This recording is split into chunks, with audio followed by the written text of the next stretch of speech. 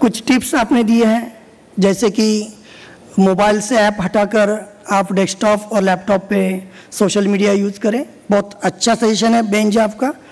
मैं अगले वक्ता डॉक्टर कुंजन आचार्य जी को आमंत्रित करता हूं।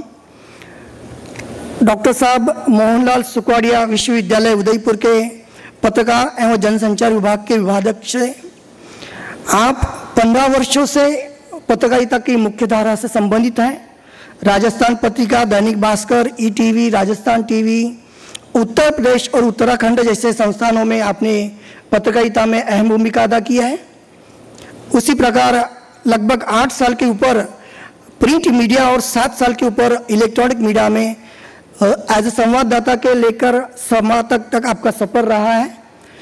आपने पुस्तक का लेखन भी किया है जो जनसंचार एवं पत्रकारिता अभ्यासक्रम के विद्यार्थियों के लिए काफ़ी माइलस्टोन साबित हुआ है। उसके बाद साहित्य अकादमी पुरस्कार जो काफ़ी प्रतिष्ठित पुरस्कार है आपको प्राप्त है। आप जोरदार करता ध्वनि से आचार्य जी का स्वागत करेंगे। मैं आपको विनम्र आह्वान करता हूँ, कृपया आप संबोधित करेंगे। डॉक्टर कुंजन आचार्य जी।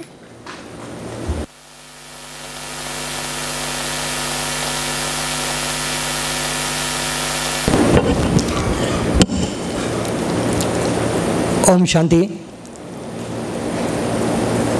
आज के इस सत्र में मैं आप सब लोगों को प्रणाम करता हूं। इस सभागार में मौजूद मेरे वरिष्ठ प्रोफेसर संजय द्विवेदी जी और दिव्य ज्योति पति जी को प्रणाम करता हूं। आज का विषय बहुत अहम और महत्वपूर्ण विषय है, क्योंकि ये कृत्रिम बुद्धिमत्ता से जुड़ा हुआ है और जो पिछले 10 सालों में आगे आने वाली सदी का भविष्य निर्धारण करने वाला है। लेकिन चूंकि ब्रह्म कुमारी परिसर में हैं हम और यहाँ पर हमेशा अध्यात्म की बात होती है, ध्यान की बात होती है, तो क्या हम मशीन के साथ मन का तारतम्य बिठा पाएंगे? यही चर्चा का विषय है। कृत्रिम बुद्धिमत्ता और आध्यात्मिक बुद्धिमत्ता का सम्मिलन। हम सब लोग जानते हैं कि आर्टिफिशियल इंटेलिजेंस इस सदी की सबसे बड़ी घटना है और हम सब लोग इसको देख रहे हैं, समझ रहे हैं, इसके साथ कदम ताल कर रहे हैं। इसने हमारी राह आसान कर दी है। इसने हम सबको वो दिखाना, वो समझाना शुरू किया है जो आज से 20 साल पहले न हम देख पाते थे ना समझ पाते थे। आर्टिफिशियल इंटेलिजेंस इंटरनेट का बाय प्रोडक्ट है। आप देखिए कि 1 दशक पहले आर्टिफिशियल इंटेलिजेंस ने काम शुरू किया एल्गोरिदम के साथ में। ये आर्टिफिशियल इंटेलिजेंस एल्गोरिदम होता क्या है? मैंने 5 साल पहले मुझे एक लेडर खरीदना था, सीढ़ी। मैंने एक सर्च किया, मुझे एक लेडर चाहिए, और उसके 10 मिनट बाद मुझे फेसबुक पे, इंस्टाग्राम पे, यूट्यूब पे सब जगह लेडर के विज्ञापन दिखाई देना शुरू किए। मुझे लगा हो सकता है कि उसको मुझे सूचना मिली हो कि मुझे क्या चाहिए, वो उसको पता चला हो। 5 साल पहले एल्गोरिदम इतना मजबूत नहीं था। लेकिन आप कल्पना कीजिए, एक मीडिया शिक्षक होने के नाते मैं भी चकित रह गया जब मुझे एक ट्रिमर चाहिए था कोविड के दौरान, एक ट्रिमर। और मैंने अपने मित्र से जिक्र किया कि कोई अच्छा ट्रिमर जहां दुकान खुली हो, कोविड के दौरान मुझे ट्रिमर चाहिए। मैं बहुत आश्चर्यचकित हुआ। तत्काल बाद मुझे इंस्टाग्राम और फेसबुक पे ट्रिमर के विज्ञापन दिखाई देना शुरू किए। मुझे लगा ये तो भगवान है। मैंने सर्च भी नहीं किया है, मैंने कुछ लिखा भी नहीं और उसे दिखाना शुरू कर दिया है। हम जो बात कर रहे हैं, वो देख रहे हैं या कह रहे हैं, वो भी सोशल मीडिया का एल्गोरिदम सुन रहा है। सिर्फ सर्च करने की जरूरत नहीं है। यानी आप जो सर्च कर रहे हैं या जो बात कर रहे हैं वही विज्ञापन आपको दिखाएगा। आर्टिफिशियल इंटेलिजेंस वही दिखाएगा जो पैसे से जुड़ा हुआ है, बाजार से जुड़ा हुआ है, विज्ञापनों से जुड़ा हुआ है। तो मेरे मन में विचार आया कि 4 लोग चर्चा कर रहे हैं, इंटरनेट भी खुला है, कि आज हम किसी बैंक में डकैती डालेंगे या कोई अपराध करेंगे। क्या वो सुनेगा? वो सुनेगा, लेकिन इसको रिस्पॉन्ड नहीं करेगा, क्योंकि उसको सिखाया ही नहीं गया। उसको वो सिखाया गया है कि कहीं पर भी किसी भी तरह से हमारे प्रोडक्ट या मार्केटिंग के लिहाज से अगर कोई चीज मुफीद बैठती है तो आर्टिफिशियल इंटेलिजेंस का एल्गोरिदम काम करता है। आध्यात्मिक इंटेलिजेंस मन की बात है, आर्टिफिशियल इंटेलिजेंस मशीन की बात है। मन की बात हम कहते हैं कि भगवान जानता है आपके मन में क्या है, या भगवान जानता है कि मेरे मन में क्या है।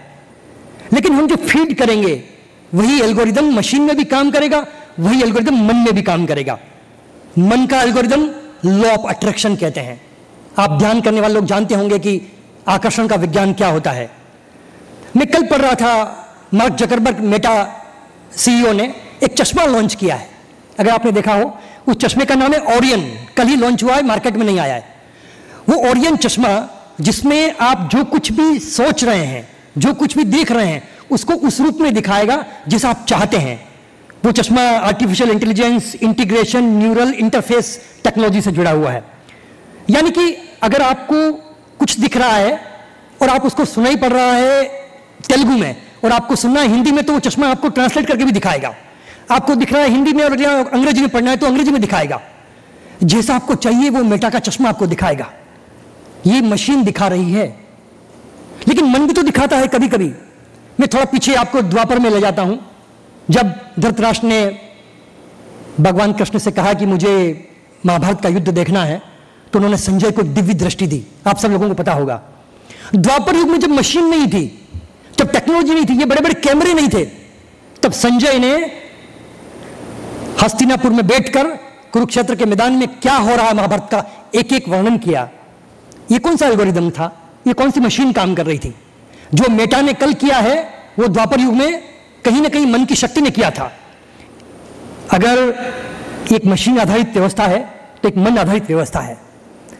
कल्पना कीजिए कि इजराइल का अभी बहुत बड़ा युद्ध चल रहा है, आप सब लोग जानते हैं, खबरों में पढ़ते होंगे।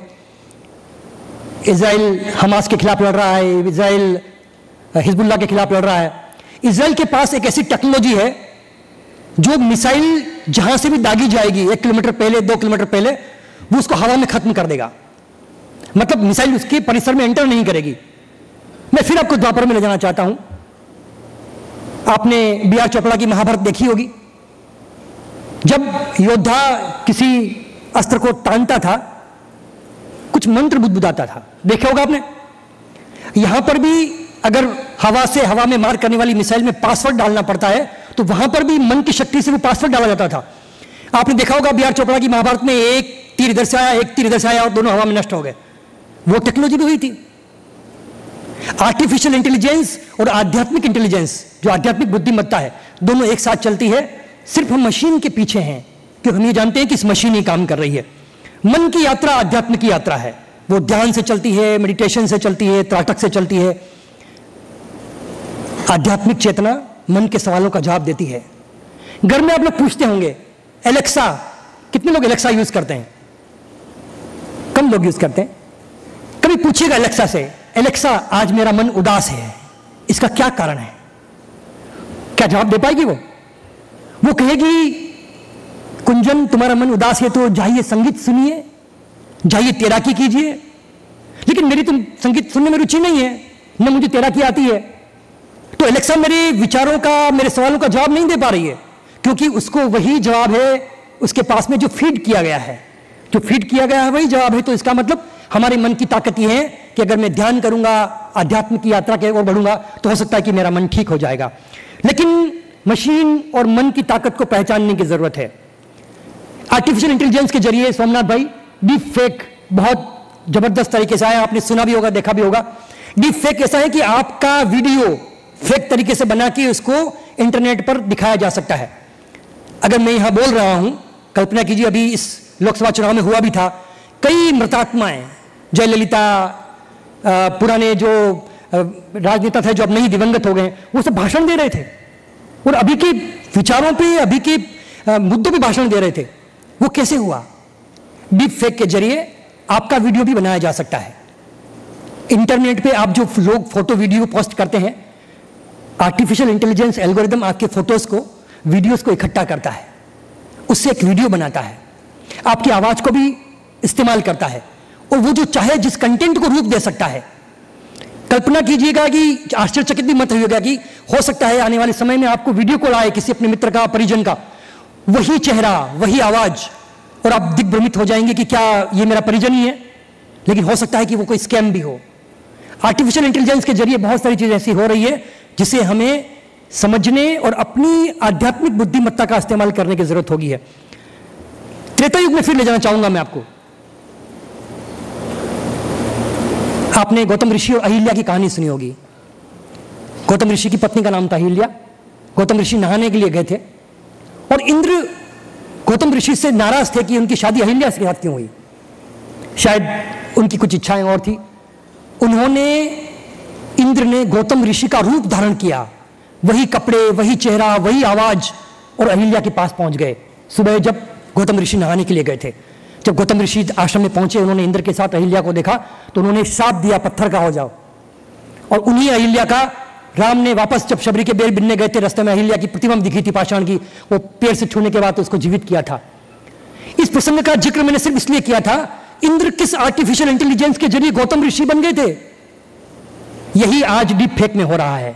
आज लगातार जो नैरेटिव गढ़े जा रहे हैं, नेगेटिव, उसके जरिए आर्टिफिशियल इंटेलिजेंस हमारे लिए चुनौती भी बनता जा रहा है। पहले आध्यात्मिक ऊर्जा हुआ करती थी, आध्यात्मिक चेतना हुआ करती थी, और उसी के जरिए हम लोग तमाम तरह के जो चमत्कार देखते हैं उसको आत्मसात करते थे। लेकिन आज की जो व्यवस्था है वो आर्टिफिशियल इंटेलिजेंस सिर्फ मशीन की व्यवस्था है, उसमें जो फीड किया गया है वही आपको दिखाया जा रहा है। चैट जीपीटी, जेमिनी, माइक्रोसॉफ्ट का कोपायलट, ये सब लोग आप यूज करते होंगे। इन सब चीजों का इस्तेमाल करके हम उन्हीं सवालों का जवाब पा सकते हैं जो हमारे पास ऑलरेडी है। लेकिन आध्यात्मिक ऊर्जा, आध्यात्मिक इंटेलिजेंस का इस्तेमाल अगर करना है तो थोड़ा मन के भीतर उतरना पड़ेगा, थोड़ा मन के भीतर उतरकर अपनी आध्यात्मिक चेतना को जागृत करना पड़ेगा। मन के 3 हिस्से हैं, चेतन, अचेतन और अवचेतन। अवचेतन हमें वो सब कुछ दिखाता है जो आर्टिफिशियल इंटेलिजेंस कोशिश करता है। अचेतन मन वो है जो हम कोशिश करते हैं कि तंद्रा में कुछ रिस्पॉन्ड करेंगे, लेकिन चेतन मन वो है जो आप और हम देख रहे हैं, सुन रहे हैं। हमें अपने अवचेतन को जगाना है, और अवचेतन को जब जगाएंगे जब सहस्त्रार से लेकर मूलाधार तक सारे चक्रों का क्रियान्वयन और समन्वय एक साथ हो जाएगा। आध्यात्मिकता की यात्रा वहीं से शुरू होगी। सोमनाथ भाई, मैं अंतिम 1 मिनट में बात समाप्त कर रहा हूं।